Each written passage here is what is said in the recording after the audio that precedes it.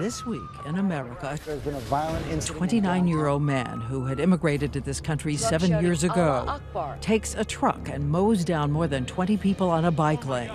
On his phone, 90 ISIS propaganda videos. And it seems for years now we have been talking about men like these, their terror, radical jihad. But tonight in this report, we are tracking something different, trying to learn how ISIS is now reaching into all kinds of American homes, Muslim, non-Muslim, urban, rural. There are 1,000 terror investigations underway, reaching across every single state of the Union. And 40% of those charged in supporting ISIS terrorism did not grow up Muslim. Which brings us to the young man who lived here in rural North Carolina. Please, Elmer's not here. Your emergency.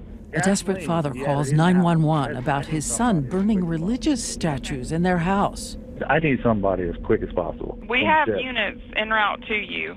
Stay on the line with me, okay? I don't know if it's ISIS or what. This is your son? Yes. You can hear that son in the background. You're going to throw me in jail my whole life and kill me. Why are you trying to stay on the terrorist?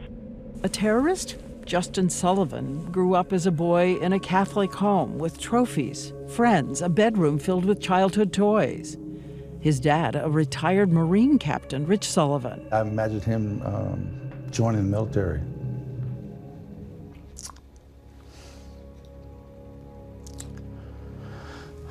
And following my footsteps.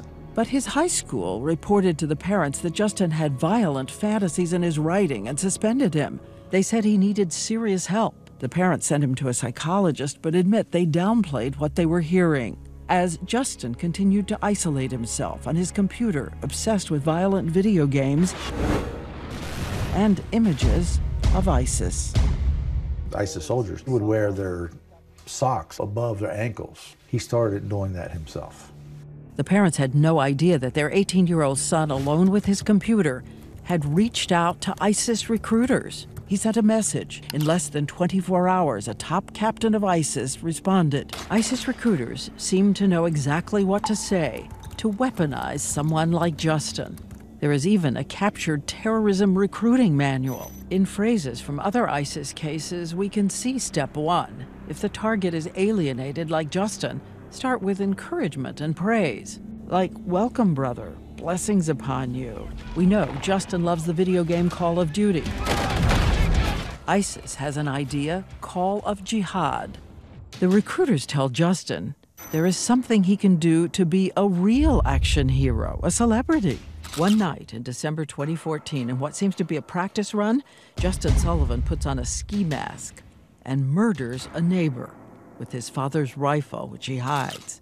Police find the neighbor's body but have no suspect. And then in a few months, he tells his ISIS recruiter he's ready to go big. And ISIS says make a videotape so they can be sure he's famous. He's going to get an assault rifle and slaughter people at a concert in North Carolina or at a club. But as the clock is ticking down, his parents discover a package containing a gun silencer. I called the police department. I said, I need to talk to somebody in Homeland Security. Captain Sullivan discovers the FBI was already secretly tracking his son because of that first call to 911. Agents descend on the house, arresting Justin.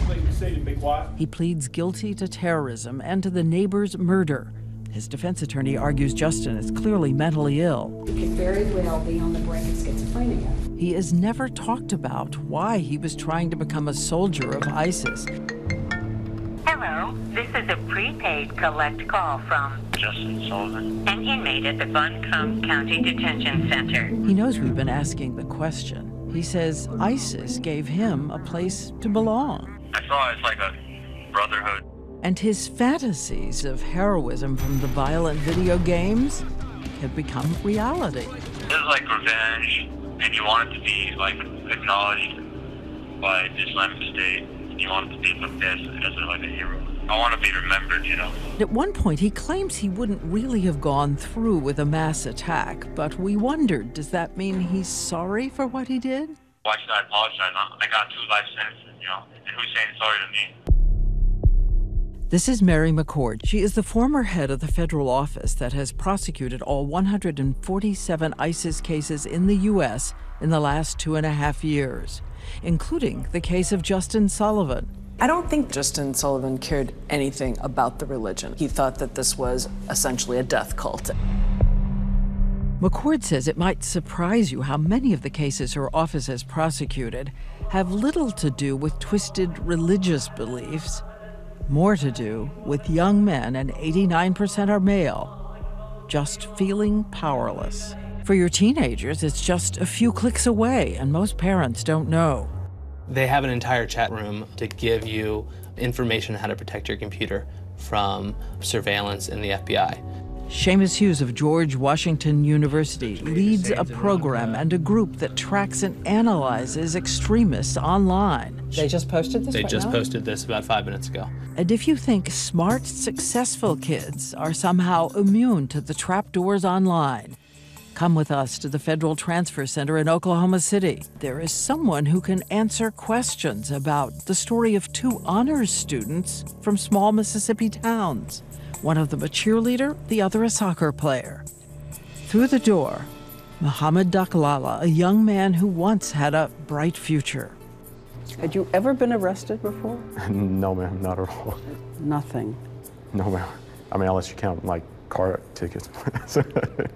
One of your friends was quoted saying, "He's the guy who was never in a bad mood."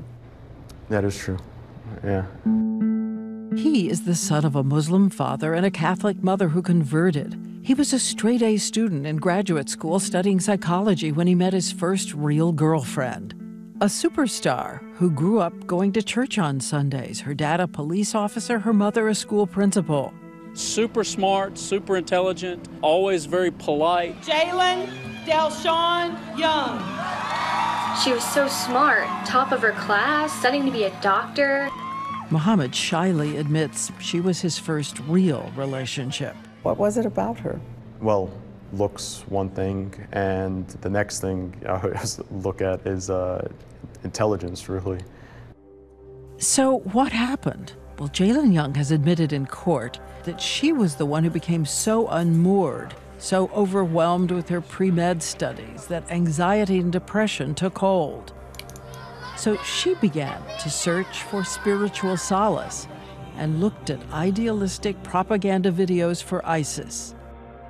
These videos are dangerously inspirational. If you're in a state of anger or state of depression, they really want to try to hook you in. But it was Jaelyn herself who says she was the first one drawn to fundamentalist Islam. She liked the strict rules of behavior. She says she became convinced by ISIS propaganda that ISIS was misrepresented in the media. In a surprise, the smiling former cheerleader began wearing a niqab.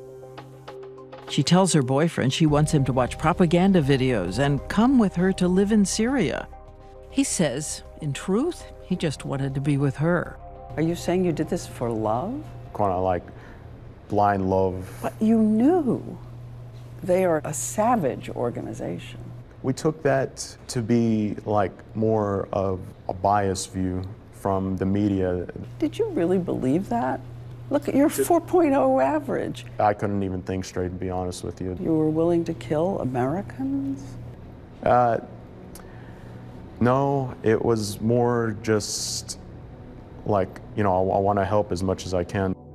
He told me he hoped maybe he could work in the PR department. Then one day, 2 years ago, after months of planning, these 2 college students packed their bags and headed to the regional airport to travel to the Middle East. What do they bring with them? Craft supplies, a scrapbook, a bar of soap, a pack of Starburst minis, and his Nintendo. But it turns out their ISIS friends online were in fact undercover agents for the FBI who moved in and arrested them. At sentencing, defense attorneys argued these were just smart kids who had fallen into depression, confusion, gotten lost in the internet.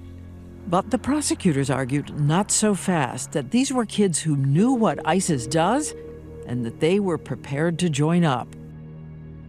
Both of them express deep remorse, but tonight Jaelyn Young is spending 12 years in prison after prosecutors argue she instigated the idea. We asked to talk to her, she declined. And Mohammed Dakhlalla is now in for 8 years. If you have a machine 24/7 whose whole purpose is to recruit, any child is vulnerable. Any child, any religion. Anyone is vulnerable. The idea that you would go to join someone who engages in beheadings? That you would suspend critical thinking about that? They can dismiss the vile and disgusting things that they see because somehow it all fits into the narrative. Tonight, a father from North Carolina has a warning for parents. Remember, he is a Marine who fought the enemy abroad. Here I am defending our country against domestic enemies. What so happened to be my son? I didn't think it'd be this close to home. A father awash in regret. I think we failed. Our thanks to Diane Sawyer and her team for that compelling report.